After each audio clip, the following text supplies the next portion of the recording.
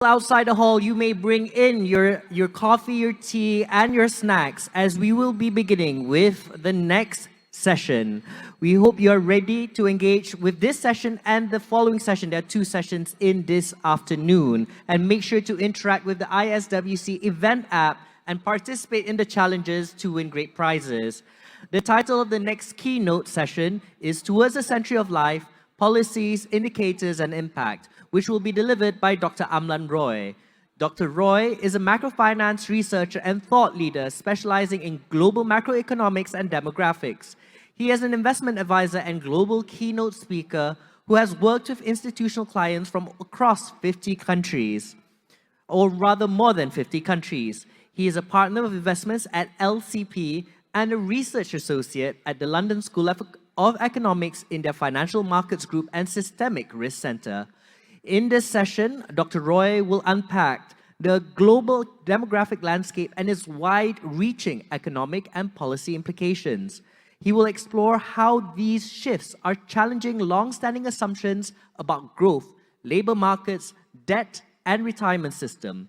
Based on his policy advisory to some of the oldest countries in the world, he will also explore the specific policy prescriptions adopted by these countries in their goal of balancing current needs and long-term social and economic resilience. Ladies and gentlemen, please welcome Dr. Amlan Roy.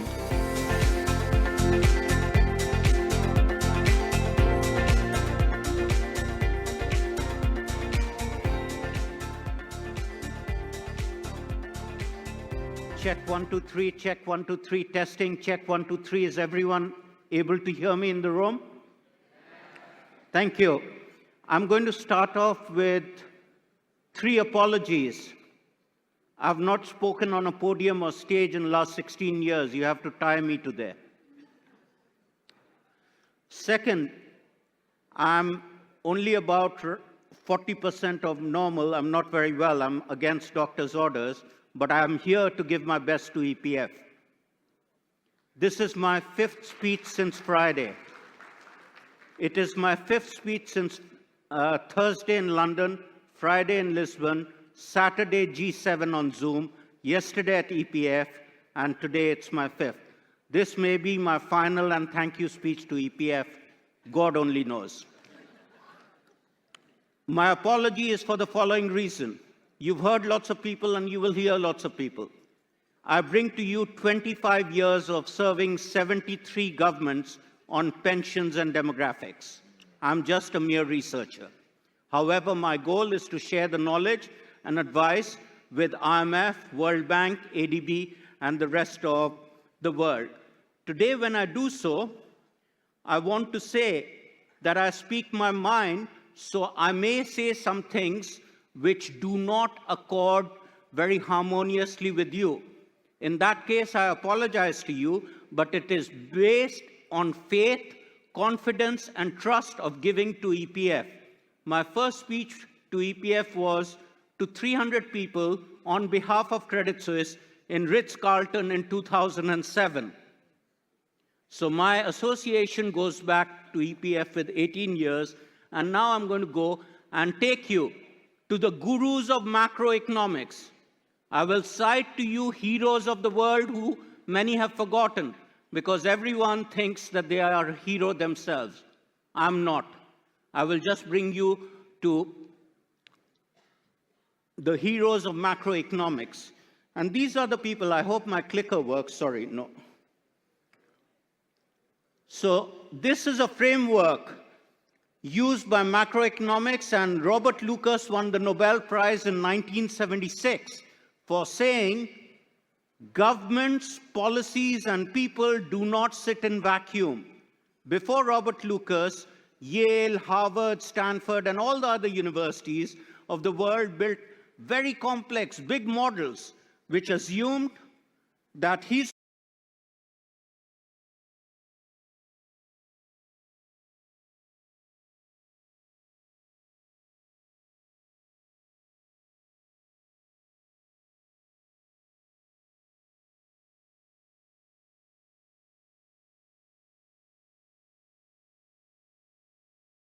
supercomputer 1, she's supercomputer 2, and therefore the world operates in an exogenous framework. This is wrong, and I want to pay tribute to one of my good friends and heroes with whom I've spoken thrice, and his name is Abe-san, was the Prime Minister of Japan, and all 3 times we met, we talked about his third arrow, which is called structural policy. So the world can't do much just by looking at monetary policy and fiscal policy. Most of the world has been focused since 1980 on these 2 policies. And Abe-san, in his last 10 years of his life, first I met him was 2010 in Hong Kong, and we discussed his third arrow, structural policy. So if you came from planet Mars to look at Malaysia or India or United Kingdom or US, there are 3 indicators you look at: real GDP, unemployment, inflation. These influence what policies you're going to make, and the policies in turn influence the levels here. So it's very, very important to understand that you cannot, in my limited wisdom of 25 years across more than 100 cities in the world, talking about this issue, you cannot solve the demographics and aging problem of the world in isolation of solving consumer, education, health, gender, technology all together. We need a holistic approach. So just changing retirement ages is something which is bound to fail. This is the book I wrote, and why I consider unraveling, because unraveling tells you that you're only looking at a whole ball of wool, but you need to unravel to understand different facets of life, different facets of interest rates, inflation, health, human capital. These are the things I'll talk about. So Martin Wolf kindly told me that this was one of the best books that time, but I'm very, very happy that the business leaders of the world also thought that this is good. I wrote this book in 2.5 weeks when I became an invalid. So in 2021, I took an injection called AstraZeneca vaccine. In the morning, I ran 9 miles in 75 minutes. Since then, I can't walk 900 yards without taking 20 medicines. So this book, I think, is a culmination of everything that EPF, GPIF, ATP, CalSTRS, CalPERS, and other pension funds around the world have taught me in my interactions with them. So let's look at the biggest management guru of 20th century. If you're doing pensions and you don't know his name, you do not know much about pensions. I'm sorry to say so. Harvard Business School calls him the biggest management guru of 20th century. Biggest, not like big, biggest. Look at what he said. Management challenges for the 21st century. He said, demographics is the single most important factor that we do not pay attention to, and when we do pay attention, we miss the point. Peter Drucker. Why is he the guru of pensions? In 1976, he told GM, Chrysler, and Ford, you will fail as companies because you made promises that your company's profits cannot help sustain. So he said, defined benefit pension plans will not be efficient, adequate, and sustainable for the future. In 1976, the book he wrote on management challenges says, we do not understand demographics. Why do I believe? I didn't know demographics until 2000. I was a macro finance professor. I didn't know how to spell demographics. My bosses told me, go and learn. So I want everyone to understand what demographics means. The word origin of demographics etymologically comes from 2 roots. Demos is people, graphos is characteristics. People characteristics, nowhere is age in the definition. Yet we do think that demographics is about age. That is wrong. Age is just one facet of all of us. Let me give you 2 examples. My wife and I are the same age. She has 5 degrees, I have 5 degrees. But we are very, very different. She works in science, on COVID, SARS, etc. Why are we different? She wants to go to the theater, to music, to cooking, and to lots of cultural things. I want to go to Arsenal, watch cricket, gymnastics, and everything to do with sports. Very different. She grew up in one city. I grew up in 14 cities in India, then went to US and UK. We are different. Gender differences, income differences, whether you're the single child in the family, did you grow up in rural Malaysia or urban? All those things make a difference. Now look at things I connect demographics to. Discount rates, debt, economic growth, heterogeneity, people, sustainability. So demographics affects all economic variables. Why? It's not about the 117-year-old woman alive in Okinawa, Japan. She's a consumer, so is a baby born in KL 10 minutes ago. They're consuming different things. Everyone in this room is a consumer, and everyone is also a worker. As a consumer, you consume 60% or 65% of Malaysian GDP. She uses an iPad, she's writing, but she's not writing. She uses a phone, he uses a phone differently. We're all consuming differently, and that's what we need to understand. And we are also working differently. Somebody uses 2 computers, somebody uses 3 computers. We need to understand that. My most important statement on demographics is the following. It affects every income statement and balance sheet in the world for individuals, households, corporates, and countries. This is the demographic transition. Stage 1 is no country in the world today is in stage 1. Earlier, the African countries were in stage 1. Most of them are in stage 2. Stage 2 is mortality falling, birth rates are still high. In many African countries, birth rates are still 4, 5. In Afghanistan also it's coming down from 7 towards 5. So birth rates are falling. Stage 4 is low mortality and low birth rates. Most of Europe, Canada, US, Japan, Italy, Germany are in stage 5. Low mortality and even lower birth rates. The demographic transition affects the economic transition. It also affects longevity. Now let's look at this thing. If you have not read this, do read this, because this was published in 2000 and presented to 23 government presidents and leaders face to face. 3 Japanese prime ministers, the German chancellor, 3 UK presidents, Hillary and Bill Clinton, and so on and so forth. It's only 10 pages. You can Google and get it. Why is it important? Because in the year 2000, to solve the demographic manifesto, I did say we need to abolish mandatory retirement ages. So the age of 65, do you know who determined it? Otto von Bismarck in Germany in 1892 determined the age of 65. 65 was the retirement age proposed. Why? No one bothers to question it. All of you are retirement experts. You've heard 5 or 10 experts. Do you know how it was determined? Everyone's an expert in the world, because I believe the person taking a photo or a video and the person standing at the door knows 20,000 things I don't know. But it's important to ask relevant questions. How was it determined? In 1890, please note this. This is an education on financial and economic history. In 1890, most of the economies of the world had one sector as most important, and that was called railroad.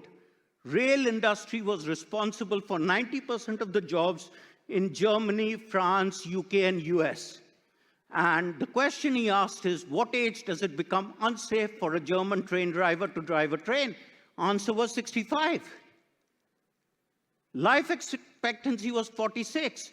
Today, when we are living beyond 65, I talk to Japan and Germany and Italy about part-time, part-year working, and that's called flexible enabled retirement with the use of technology. The second solution is, let's be fairer towards women.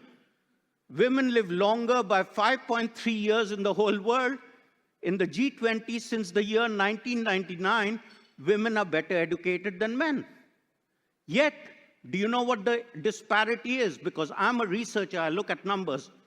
Sorry, I'm not a politician, I'm not a marketing person, but the numbers are the following. In the G20 countries, women get paid 19.3% less than men. And in terms of jobs, they get 16.8% less jobs, despite being better educated. So this is the most advanced countries. In other countries, it's a bit worse. Third, let's rethink and implement immigration policies. I challenged US, UK, Sweden on their immigration policies and said their immigration policies are not correct.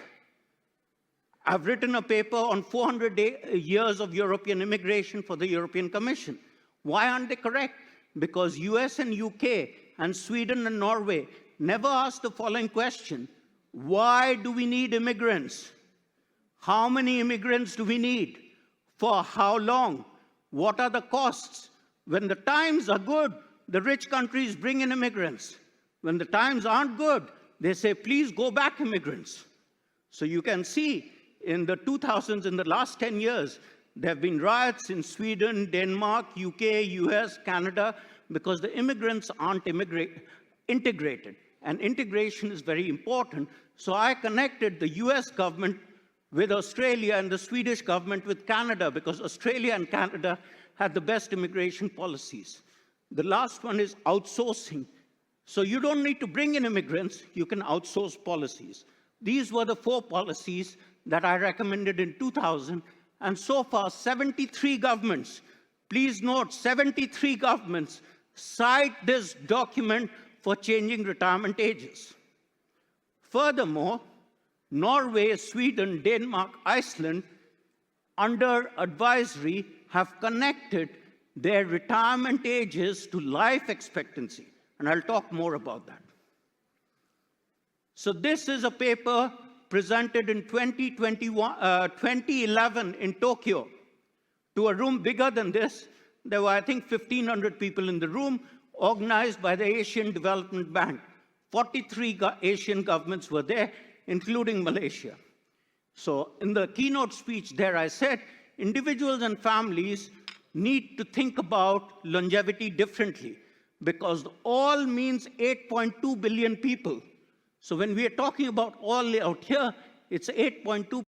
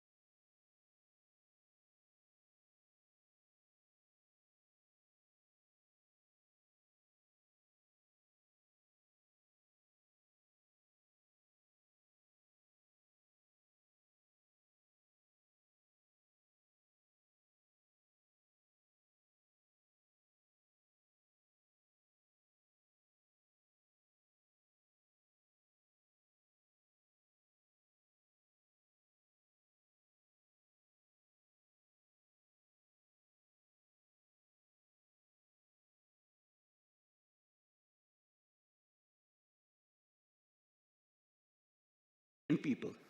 Now look at an example. I want people to think about the following example, because everything you've heard today is within the context of orthodoxy. But look at the data. I'm going to give you data from Malaysia. 91-year-old alive in Johor, 91-year-old lady, has a 69-year-old son. The 69-year-old son in Penang has a 46-year-old daughter who has a 24-year-old daughter with 2-year-old twins. 5 generations exist. 2 generations of retirees. has the Actuarial Association of Malaysia and the government thought about it? This is the challenge I also give the Singapore government and the Saudi Arabian and Tokyo government in February. So we need to challenge the asset and time allocation frameworks because we have 4 or 5 generations now.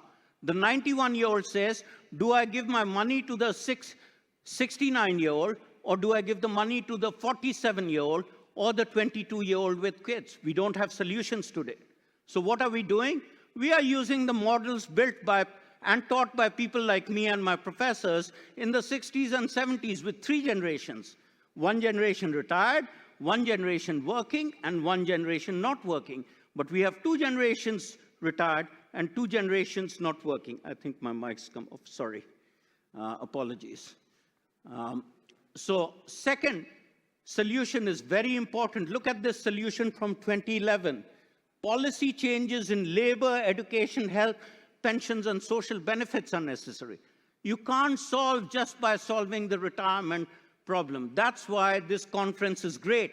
This is a great conference because this brings together social aspects, economic aspects, health aspects, as well as looking at social benefits. This is a slide I've not changed from 2011. You can go and get it from the Asian governments, also from people in the Japanese central bank. The last one is we are using a lot of old techniques to look at longevity and old models. The model of investment using CAPM, Markowitz, and consumption CAPM are single period models. We need to use long multi-period models. Otherwise, the solutions are not going to be correct. So we need significant change in thinking and mindset. And this is the topic of a speech I gave in Milken in 2019. Retirement planning needs change in mindset, change in tools, and change in asset allocation.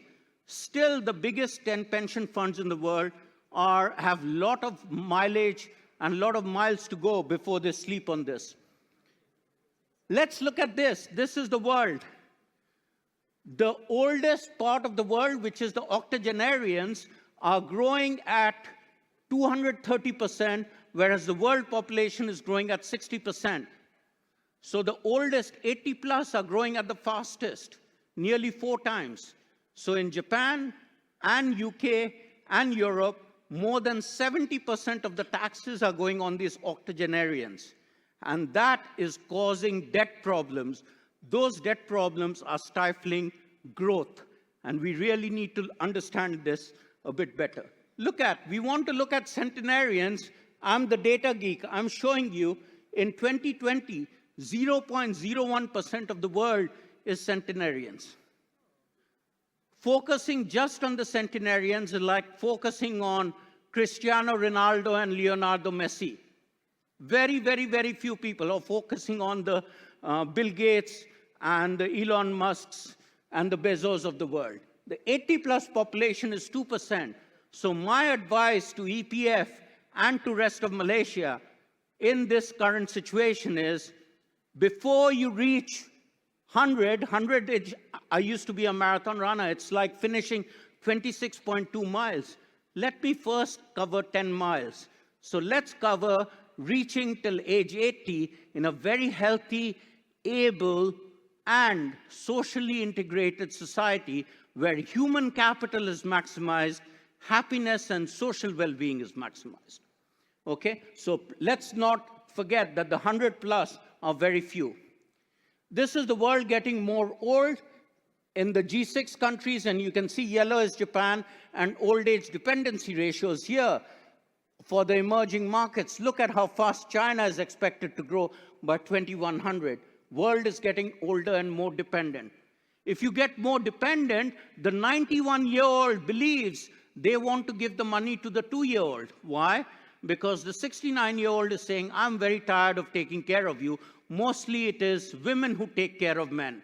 Women are getting squeezed like an Oreo cookie because at the age of 60, they take care of 4 generations. We talk about climate change, but the whole world is grossly and dramatically unfair towards women. Whether it's in the kitchen, or it's in the home, or it's in the library, or in the workplace. We really need to be fairer if we want to talk about social well-being.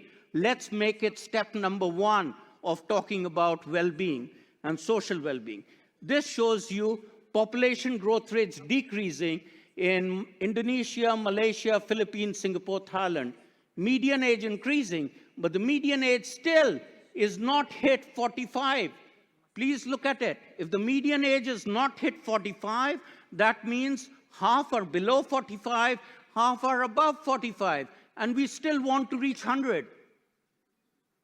We can talk about reaching 100 as an ambition, and as Prime Minister Ibrahim already taught us, we should be aware, we should adapt, we should think about it. So I salute the EPF for creating a program where we have the ambition to reach there, but let's think about the steps, multiple steps that we need to reach before we get there.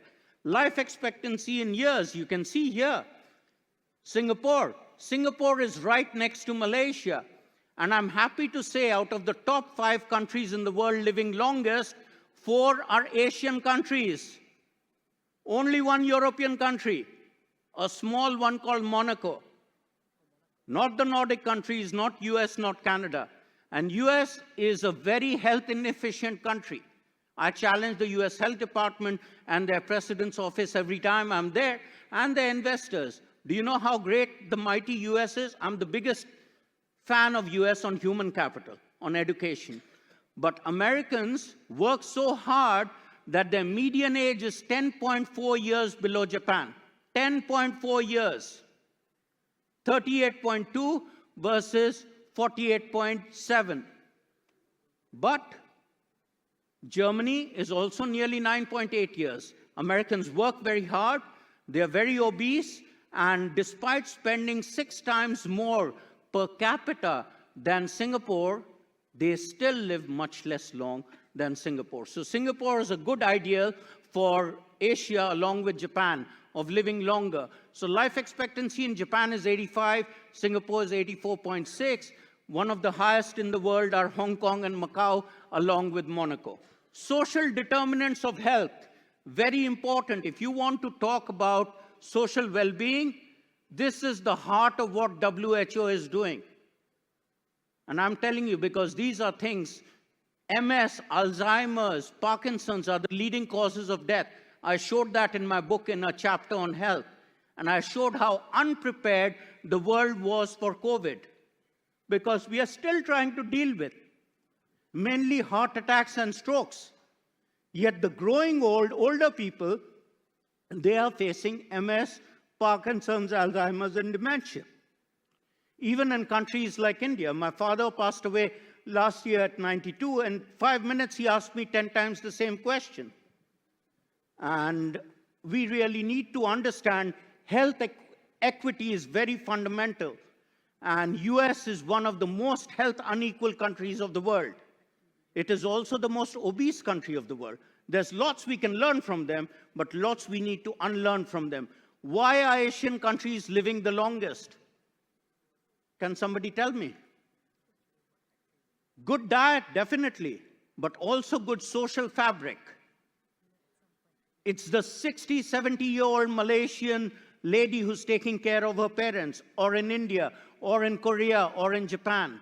So that social fabric is still there. And therefore, I salute EPF for again highlighting social well-being. Look at this. This is healthy life expectancy. Please look at this. This is very important. This is at birth. Western Pacific is in orange. Asia, Southeast Asia is in green. So look at the green dots. They are still not above 65, 66. So healthy life expectancy is very important. I'm sorry, this mic is not fixed. So I'm not used to moving around with this type of a mic when it's not fixed. But look at the orange, Western Pacific, very, very high healthy life expectancy. Again, good environment, good societies, New Zealand and other countries, they have very good healthy life expectancy. This is a very important key chart. We should not look at life expectancy at birth. We should ask the question, what is life expectancy at 65? And what is life expectancy at 80? We heard a lot of Nordic talks. I speak to all the Nordic pension funds. So anyone heard of Norges Bank Investment Management, biggest sovereign wealth fund? So in the year 2004, I went to their CEO and I said, can I show you something? He says, no, don't talk about Nordics. We are in Norway, Denmark, Sweden. What will you tell me about Norway, Denmark, Sweden? So I said, there's a 15-minute break after my 40 minutes. Can I put a chart up and show you something? So please note here how different Norway, Sweden, Denmark are. So I took the life table of Norway. The surplus ratio, profit to loss, was 105%. So I said, I will replace the Norwegian life expectancy table with Sweden. And do you know what happened to the surplus ratio? It came down to 96. And then I replaced by Denmark, it came down to 89.5. So even Norway, Sweden, Denmark are not cousins of one another. Lest I forget or something happened to me, my advice to Chile and just on Friday to Brazil was, in Lisbon, to 80 CEOs of Brazil was, Brazil should not do what Mexico and Chile are doing. My answer to Malaysia is, Malaysia should not do what Japan, Singapore, Korea are doing, because every country is different in terms of its consumer, health, pensions, and longevity. I wrote a paper on this presented in 2012 to the Japanese Prime Minister, not Abe-san, and I missed the World Cup semi-final game presenting to Japan, showing Japan that Japan is different than Germany, Italy, Greece, and Sweden. At that time, those were the 5 oldest countries. So Malaysia should end up doing things which are different. Look on the right-hand side bottom, not like healthy life expectancy, but disability-adjusted life expectancy. This is what Prime Minister was talking about, and here we can see that the disability-adjusted life years per 100,000 people is very different in East Asia. It's 97,530, whereas Southeast Asia is 103,990. So we need to focus on these 4 measures. They give very different answers. An easy measure to look at is life expectancy at birth. But if you have data on life expectancy at 80, which is different from Sweden, Norway, Denmark, or US relative to Canada, then why shouldn't we look at different measures? So healthy life expectancy and disease life expectancy is another. So this is again from ADB. Look at Malaysia, share of 60 plus who say that we are in good health across males and females, they're still below 40%. Unmet healthcare needs for 60 to 69-year-old, sorry, there's a typo on gender, I hate typos, G-E-N-D, there should be an E-R.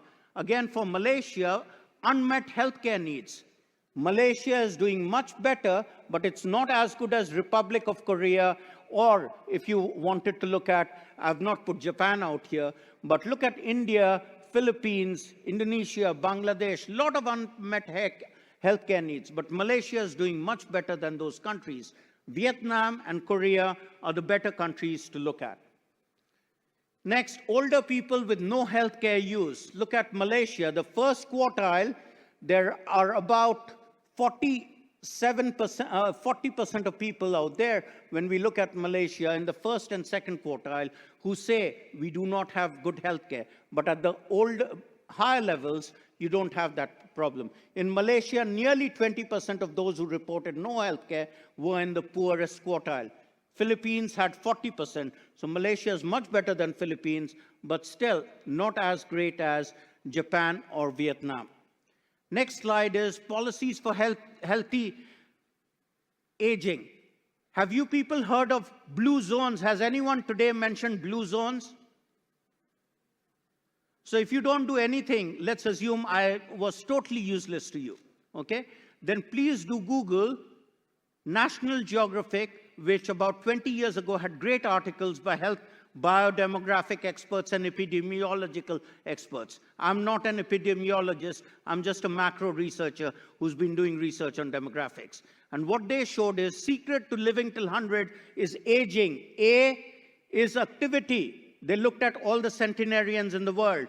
3 most popular areas: Okinawa, Japan, Sardinia near Italy, and Lindenlomas, California. Aging success, A means activity, G means genetics, E means exercise, I means interests. There are a lot of people who are learning scuba diving, knitting, bicycling, all other kinds of things. The more curious you are, the longer you live. N is nutrition or diet, and G is give up smoking. So this is an acronymization of health experts of how to live till 100. So this is again showing you that in economics, there's big differences in the ASEAN countries across inflation, debt, etc. But look at debt. Singapore is going up, and I warned Singapore when I was in November and again in February that this is a challenge for Singapore. Singapore is very similar to Japan and European countries. But when we look at Malaysia, Malaysia's debt is fairly under control. It's around 60%. In today's world, if you keep it under 70%, you should be fine because there's inflation and other things. There are two things which contribute to GDP. One is labor quality, and the other is labor productivity. Now, I want to show you immigration matters, but it's very, very different across two countries. US, UK, Canada are very similar. Germany, Italy, Japan are very similar. This is a chart on the right-hand side on Germany that no German has got correct. Since when has Germany's population started decreasing? And the answer is 1973. There are two components to population change.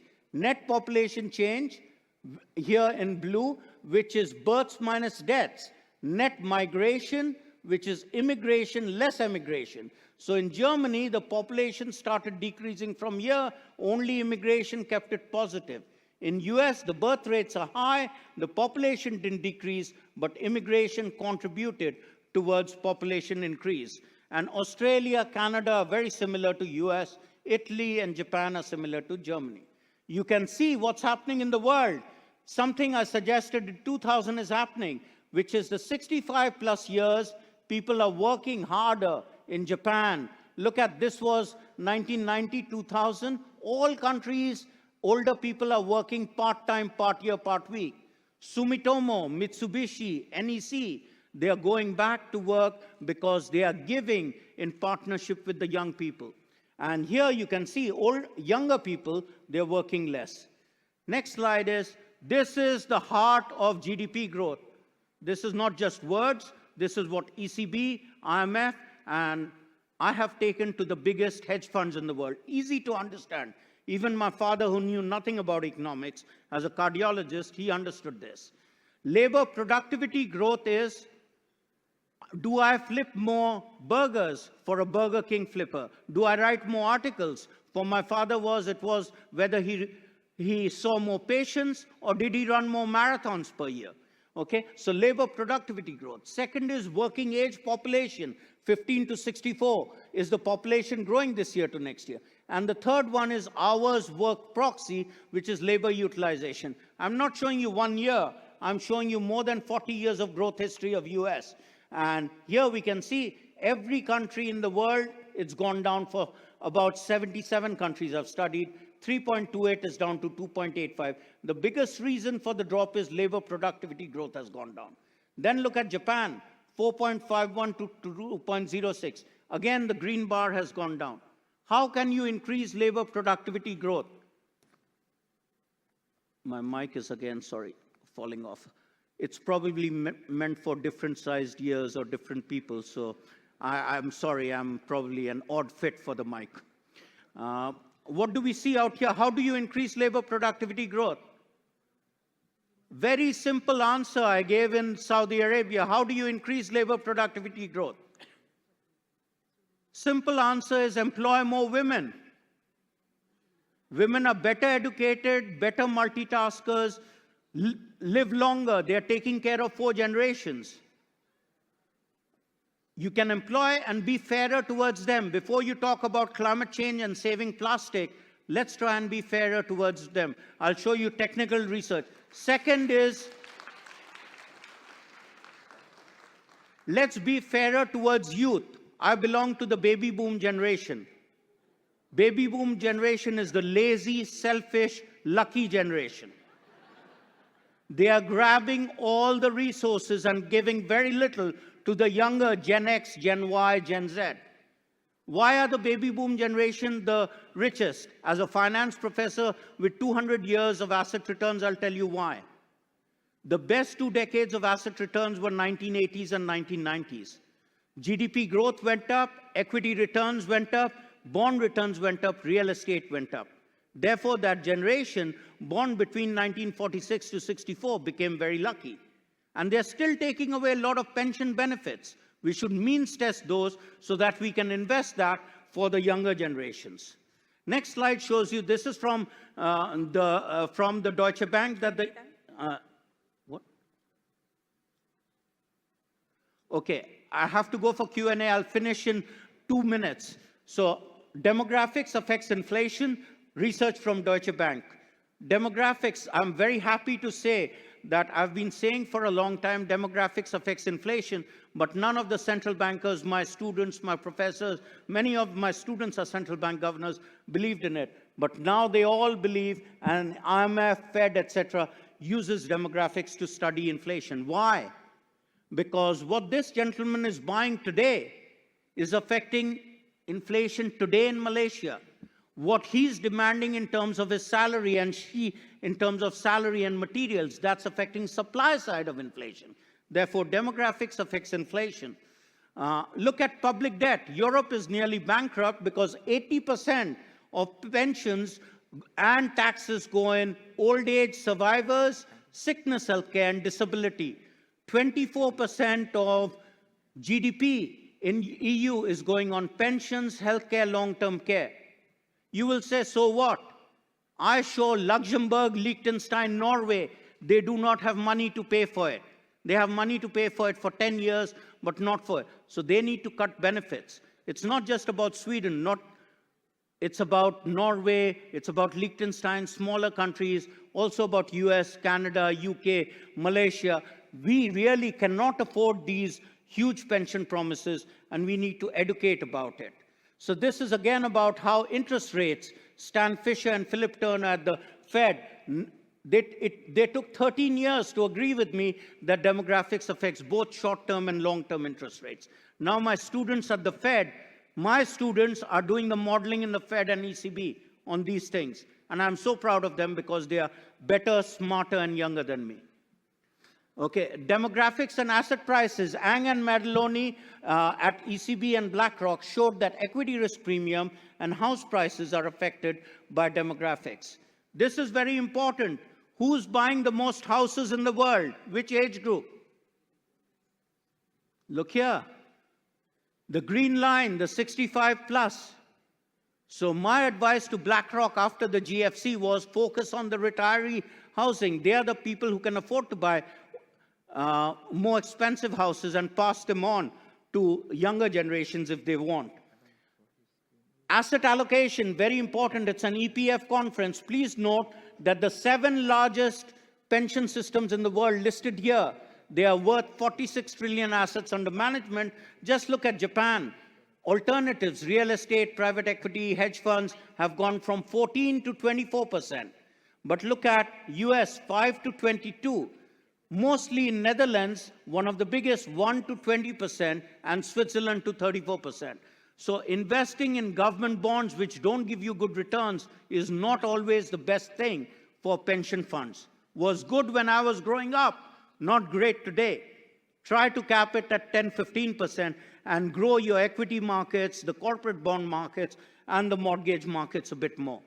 These are the 6 sectors I developed in 2002. EPF has seen this, but I used this to create certificates, funds, indices, baskets, and ETFs. I did not mention, you just think of me as a researcher and a policy advisor.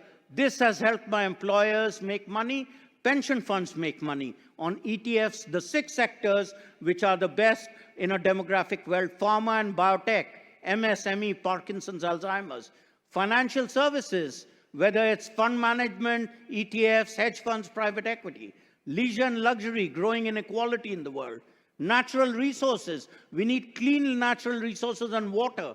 Water and air are creating problems in the big megacities. Infrastructure, Malaysia, US, Sweden, Norway, we all need new infrastructure for an aging world. And last of all, emerging markets. Based on this, we need to look at quality of life, which I will skip. I will skip this. Human capital index. Malaysia is at 61%. Look at Singapore. Singapore is somewhere like 0.89. We need better human capital. And this is developed by the UN. And also, SDGs are important. I've been working with the SDGs when they were called MDGs in 1990, working with World Bank and UN to develop them. In terms of quality of life, Human Development Index, Malaysia is 67th rank. Gender gap, 114. We have miles to go before we sleep. This is not my data. This is global data. Corruption perception, 57, and sustainability, 79. So if we need good social well-being, we need to improve on those scores. And this basically shows if we have good gender equality, growth in Malaysia could go up, inequality could go down, public debt could go down, and sustainability could increase. So let's be fairer and equal to women by trying to bring this ranking up from 114 at least to within the top 80 within the next 10 years. Dr. Roy, And you're at on 40 that, minutes. I conclude, and I will take questions. Right. Thank you again, Dr. Roy, for your data pack presentation. Data also means information accuracy that you can challenge, because if I make a statement, it can be interpreted in 50 different ways. And that is very true. And Dr. Roy, as we agree with Dr. Roy, his Q&A session will be done only physically. So you have a question for Dr. Roy, please raise your hands. There are people around the hall. We might be able to take one or two questions. We apologize, Dr. Roy, you did go over just a bit. But if there are any questions, just raise your hands and a mic will go to you. Feel free to ask questions, because I've learned everything from clients. I did not know how to spell demographics in 2000. Remember, demos is people, graphos is characteristics. Age is not the only important thing. Please ask questions, or at least a couple of questions. No questions? There's a question here. Actually, from our next speaker, actually, Ms. Regina Rahim. Dr. Roy, Regina here. I have a women-focused business, so I'm very intrigued with what you've shared. So how do you think Malaysia needs to move forward in regards to being more equal to all the genders, based on the fact that we're actually a very patriarchal society? Any thoughts on that? Thank you. Great. I never kind of shy away from controversy.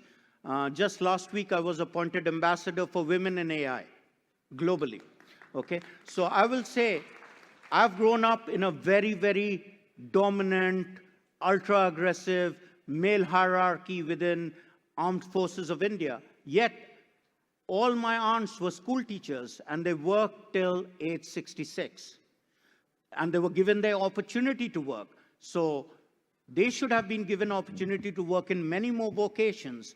So the way you can learn from this is countries such as Korea, Singapore, Finland are the topmost in education. But when I challenge them, they're trying to reduce the gender inequality, which is only about 6% in Norway, even further, because society has to create jobs for women. Women don't have jobs, children for all 40 years of their career.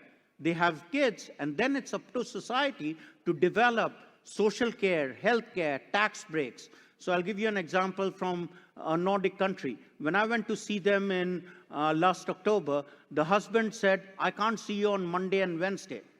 And his wife said, I can't see you on Tuesday and Friday. I said, why? They said, we take alternative shifts, otherwise he can't get his name on the paternity certificate.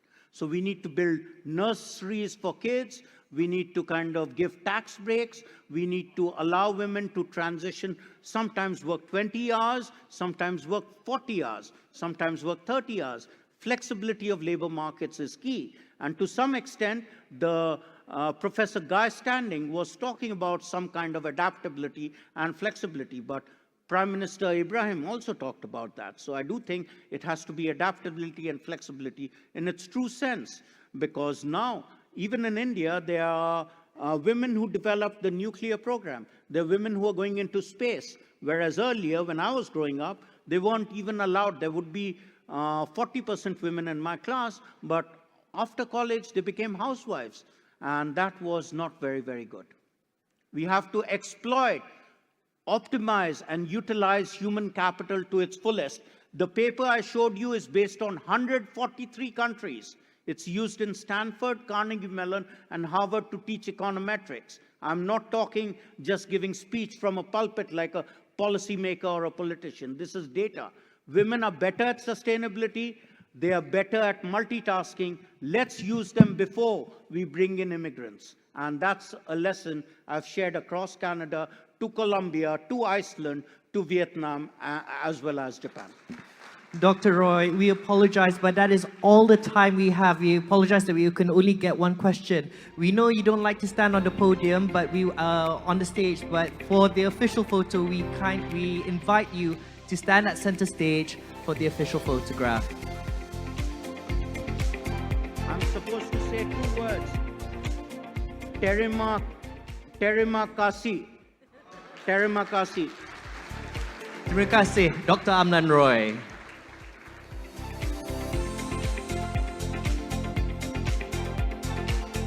Ladies and gentlemen, I hope you have learned a lot from that session. And what better way to check that than to answer the keynote quiz on the app. Make sure to use the ISWC event application to rate the speaker and all the previous speakers. You may rate the speaker through scanning the QR code that will be shown on the screen, or you may go directly to the ISWC event platform. Additionally, the keynote quiz associated with the session has been open for you to play and will remain open until we tally the final results at the end of the conference. That is day 2, tomorrow. Ladies and gentlemen, if you have not yet rated any of the speakers from the previous sessions, you are still able to do so via the ISWC event app. So please, we kindly ask you to rate all the sessions that you've attended thus far. Your feedback is very valuable to us.